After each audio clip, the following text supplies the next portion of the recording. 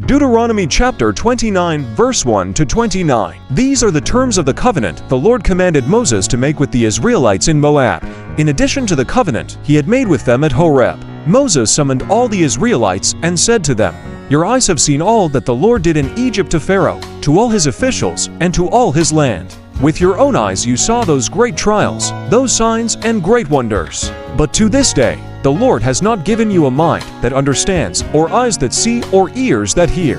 Yet the Lord says, during the 40 years that I led you through the wilderness, your clothes did not wear out, nor did the sandals on your feet. You ate no bread and drank no wine or other fermented drink. I did this so that you might know that I am the Lord your God.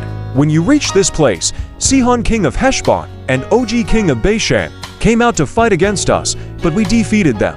We took their land and gave it as an inheritance to the Reubenites, the Gadites, and the half-tribe of Manasseh. Carefully follow the terms of this covenant, so that you may prosper in everything you do.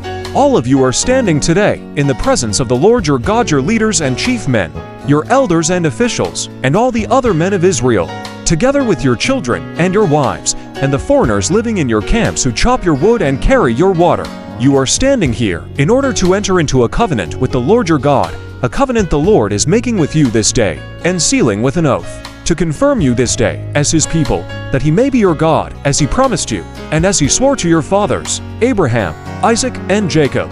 I am making this covenant with its oath, not only with you, who are standing here with us today in the presence of the Lord our God, but also with those who are not here today. You yourselves know how we lived in Egypt and how we passed through the countries on the way here. You saw among them their detestable images and idols of wood and stone, of silver and gold. Make sure there is no man or woman, clan or tribe among you today whose heart turns away from the Lord our God to go and worship the gods of those nations. Make sure there is no root among you that produces such bitter poison. When such a person hears the words of this oath, and they invoke a blessing on themselves, thinking, I will be safe, even though I persist in going my own way, they will bring disaster on the watered land as well as the dry. The Lord will never be willing to forgive them. His wrath and zeal will burn against them. All the curses written in this book will fall on them, and the Lord will blot out their names from under heaven. The Lord will single them out from all the tribes of Israel for disaster, according to all the curses of the covenant written in this book of the law. Your children who follow you in later generations and foreigners who come from distant lands will see the calamities that have fallen on the land, and the diseases with which the Lord has afflicted it. The whole land will be a burning waste of salt and sulfur, nothing planted, nothing sprouting, no vegetation growing on it. It will be like the destruction of Sodom and Gomorrah, Admah and Zeboim, which the Lord overthrew in fierce anger. All the nations will ask, why has the Lord done this to this land? Why this fierce, burning anger? And the answer will be, it is because this people abandoned the covenant of the Lord, the God of their ancestors, the covenant he made with them when he brought them out of Egypt.